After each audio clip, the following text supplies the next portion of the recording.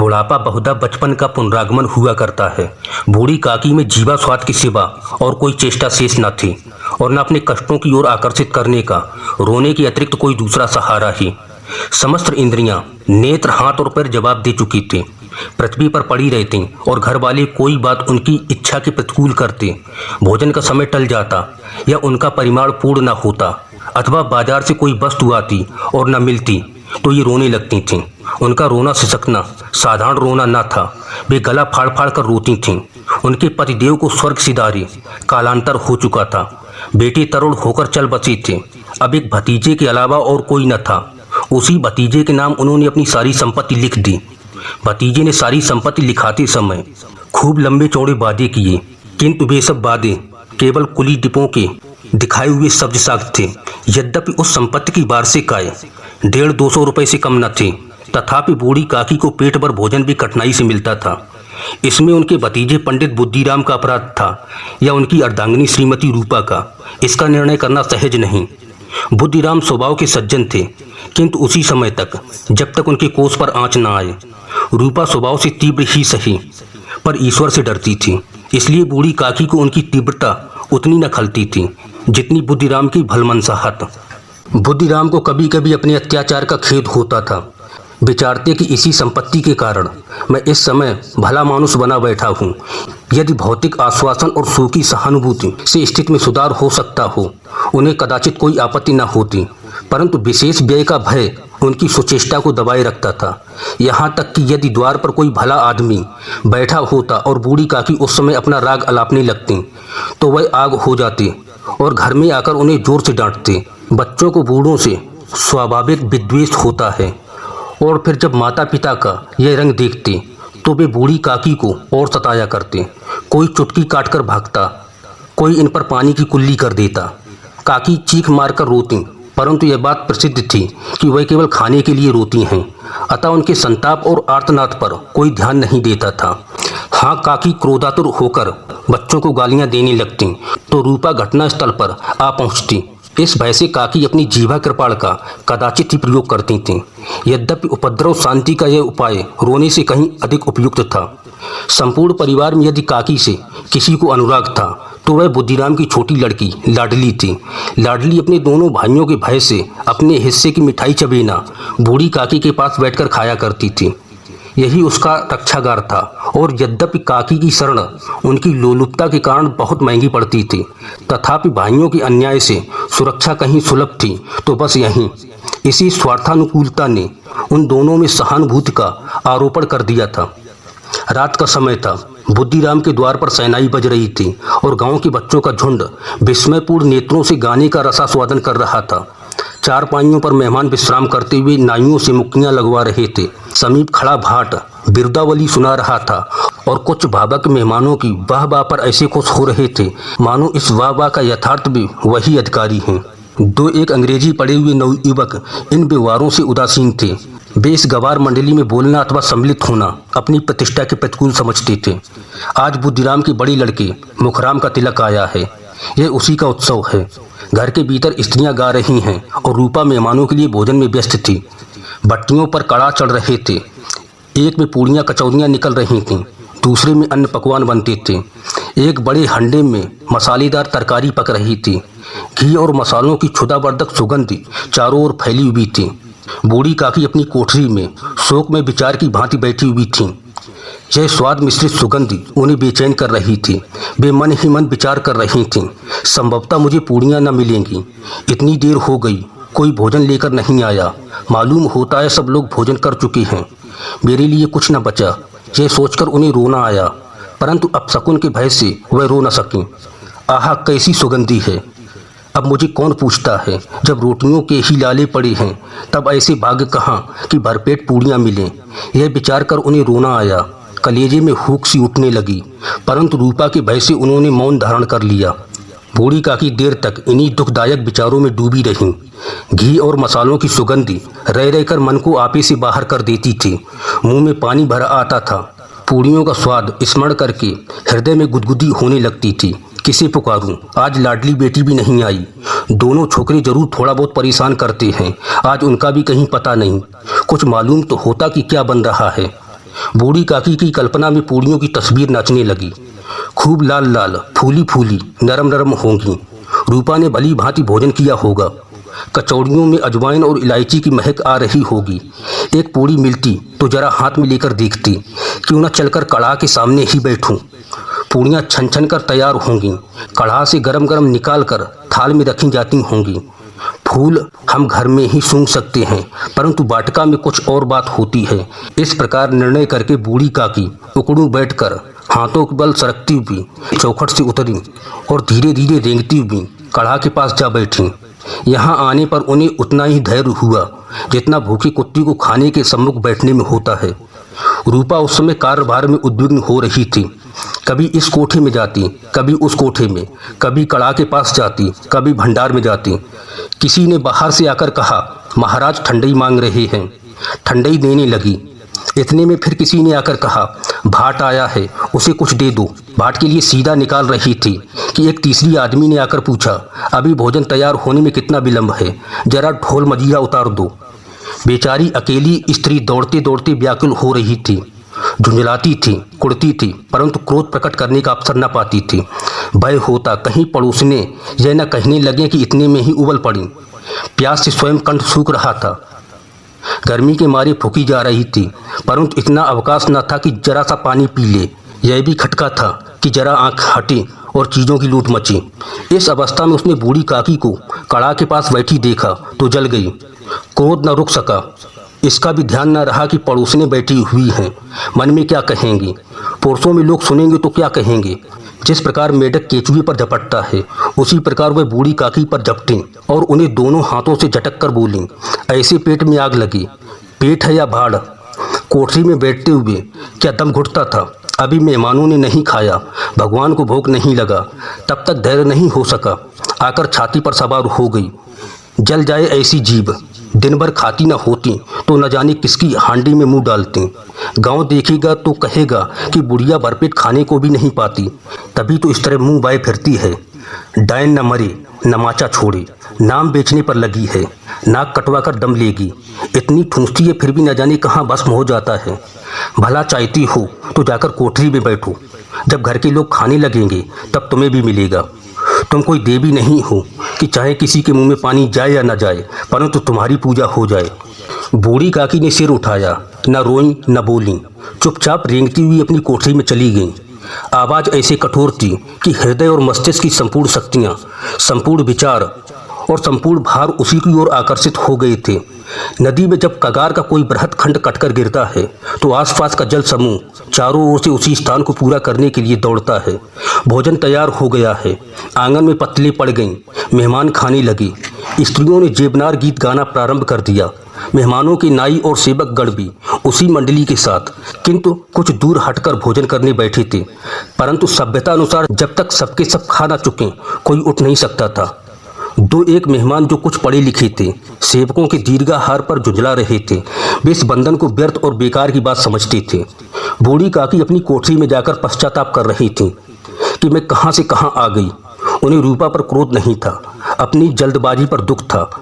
सच ही तो है, जब तक मेहमान लोग भोजन न कर चुकेंगे घर वाले कैसे खाएंगे।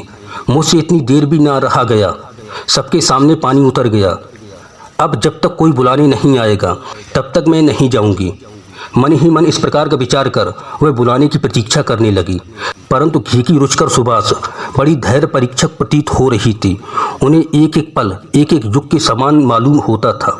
अब पत्तल बिछ गई होगी, अब मेहमान आ गए होंगे, लोग हाथ पैर धो रहे हैं, नाई पानी दे रहा है, मालूम होता है लोग खाने बैठ गए, जेबनार गाया जा रहा है।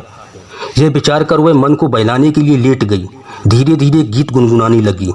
उन्हें मालूम हुआ कि मुझे गाती देर हो गई। क्या इतनी देर तक लोग भोजन कर ही रहे होंगे?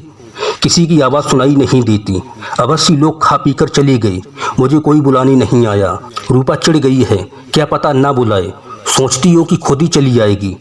वह कोई मेहमान तो नहीं जो उन्हें बुलाऊं। बूढ़ी काकी चलने को तैयार हुई, इस विश्वास के साथ कि 1 मिनट में पूड़ियाँ और मसालेदार तरकारियाँ सामने आएंगी। यह विचार उनकी स्वादेंद्रियों को गुदगुदाने लगा। उन्होंने मन में तरह तरह के मंसूबे बांधे। पहले तरकारी से पूड़ियाँ खाऊंगी, फिर दही और शक्कर से, कचौरियाँ रायते के साथ मज़ेदार मालूम होंगी। चाहे कोई बुरा माने चाहे भला, मैं तो मांग मांग कर खाऊंगी। लोग यही कहेंगे ना कि इसे कोई परवाह ही नहीं, कितनी बेशर्म है। कहते रहें इतने दिन के बाद पूड़ियाँ मिल रही हैं तो मुंह जूठा करके थोड़े ही उठ जाऊंगी। वह उकड़ू बैठकर सरकते हुए आंगन में आई, परंतु हाय दुर्भाग्य, अभिलाषा ने अपने पुराने स्वभाव के अनुसार समय की मिथ्या कल्पना की थी। मेहमान मंडली अभी बैठी हुई थी। कोई खाकर उंगलियां चाटता था, कोई तिरछे नेत्रों से देखता था कि और लोग अभी खा रहे हैं या नहीं। कोई इस चिंता में था कि पत्तल पर पूड़ियाँ छूटी जाती हैं, किसी तरह इन्हें भीतर रख लेता। कोई दही खाकर चटकारता था, परंतु दूसरा दोना मांगते संकोच करता था कि इतने में बूढ़ी काकी रेंगती हुई उनके बीच में आ पहुंची। कई आदमी चौंक कर उठ खड़े हुए, पुकारने लगे, अरे यह बुढ़िया कौन है, यहाँ कहाँ से आ गई, देखो किसी को छू न ले। पंडित बुद्धिराम काकी को देखते ही क्रोध से तिलमिला गए। पूड़ियों का थाल लिए खड़े थे, थाल को जमीन पर पटक दिया और जिस प्रकार निर्दयी महाजन अपने किसी बेईमान और भगोड़े कर्जदार को देखते ही उसका टेटुआ पकड़ लेता है, उसी तरह लपक कर उन्होंने काकी के दोनों हाथ पकड़े और घसीटते हुए लाकर उन्हें अंधेरी कोठरी में धम्म से पटक दिया।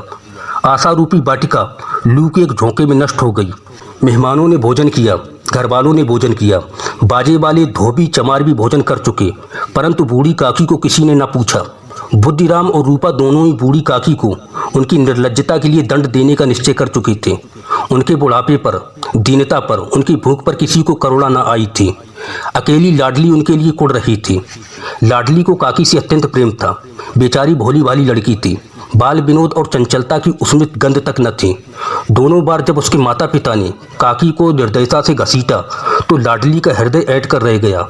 वह झुंझला रही थी कि हम लोग काकी को अभी क्यों नहीं पूड़ियाँ दे सकते, क्या मेहमान सबकी सब खा जाएंगे, और यदि काकी ने मेहमानों से पहले खा लिया तो क्या बिगड़ जाएगा। वह काकी के पास जाकर उन्हें धैर्य देना चाहती थी, परंतु माँ के भय से नहीं जा पा रही थी। उसने अपने हिस्से की पूड़ियाँ बिल्कुल न खाई थीं। अपनी पूड़ियों की अपनी गुड़िया की पिटारी में बंद कर रखी थीं। उन पूड़ियों को काकी के पास ले जाना चाहती थी। उसका हृदय अधीर हो रहा था। बूढ़ी काकी मेरी बात सुनते ही उठ बैठेंगी, पूड़ियाँ देखकर कैसी प्रसन्न होगी, मुझे खूब प्यार करेगी। ये सभी विचार लाडली के मन में रह रहकर उठ रहे थे। रात के 11 बज गए थे। रूपा आंगन में पड़ी सो रही थी। लाडली की आंखों में नींद नहीं आ रही थी। काकी को पूड़ियाँ खिलाने की खुशी उसे सोने नहीं दे रही थी। उसने गुड़िया की पिटारी सामने रखी थी। जब विश्वास हो गया कि अम्मा सो रही हैं तो वह चुपके से उठी और विचारने लगी, कैसे चलूं। चारों ओर अंधेरा था, केवल चूल्हों में आग चमक रही थी और चूल्हों के पास एक कुत्ता लेटा हुआ था। लाडली की दृष्टि सामने वाली नीम पर गई। उसे मालूम हुआ कि उस पर हनुमान जी बैठे हुए हैं। उनकी पूंछ, उनकी गदा वह स्पष्ट दिखलाई दे रही है। मारे भय के उसने आंखें बंद कर लीं। इतने में कुत्ता उठ बैठा। लाडली को ढांढस हुआ। कई सोए हुए मनुष्यों को बदले एक भागता हुआ कुत्ता उसके लिए अधिक धैर्य का कारण साबित हुआ। उसने पिटारी उठाई और बूढ़ी काकी की कोठरी की ओर चल दी। बूढ़ी काकी को केवल इतना स्मरण था कि किसी ने मेरे हाथ पकड़कर घसीटे। फिर ऐसा मालूम हुआ कि जैसे कोई पहाड़ पर उठाए लिए जाता है। उनके पैर बार बार पत्थरों से टकराए। तब किसी ने उन्हें पहाड़ पर से पटका। वे मूर्छित हो गईं। जब वे सचेत हुई तो किसी की जरा से भी आहट ना मिली। समझी कि सब लोग खा पीकर सो गए और उनके साथ मेरी तकदीर भी सो गई। रात कैसे कटेगी अब?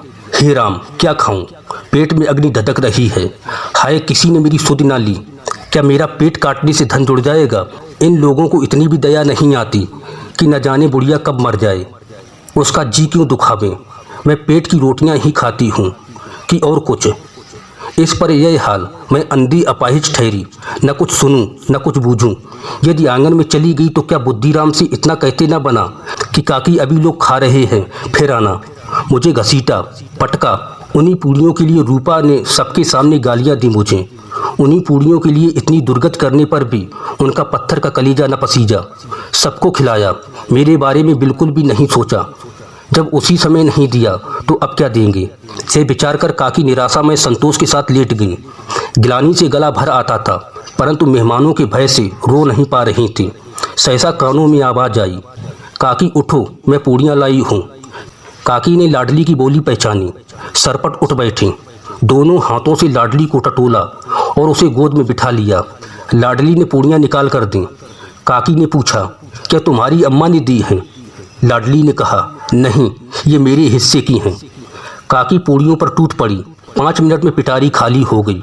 लाडली ने पूछा, काकी पेट भर गया? जैसे थोड़ी सी वर्षा ठंडक के स्थान पर और भी गर्मी पैदा कर देती है, उस भांति इन थोड़ी पूड़ियों ने काकी की क्षुधा और इच्छा को और उत्तेजित कर दिया था।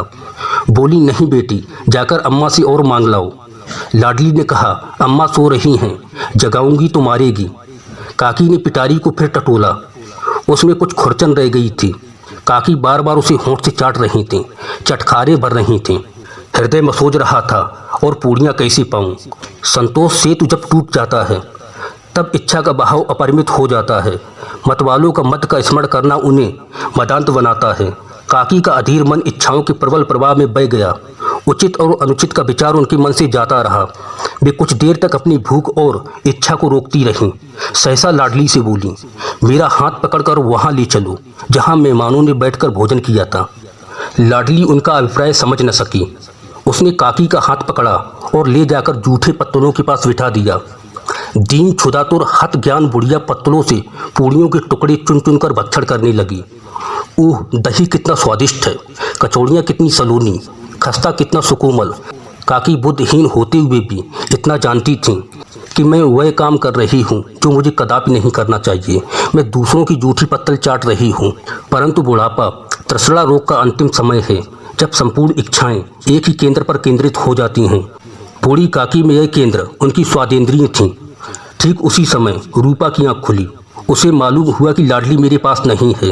वह चौंकी, चारपाई के इधर उधर ताकने लगी कि कहीं नीचे तो नहीं गिर पड़ी। उसे वहां न पाकर वह उठी तो क्या देखती है कि लाडली जूठे पत्तलों के पास चुपचाप खड़ी है और बूढ़ी काकी पत्तलों पर से पूड़ियों के टुकड़े उठा उठा कर खा रही हैं। रूपा का हृदय सन्न रह गया।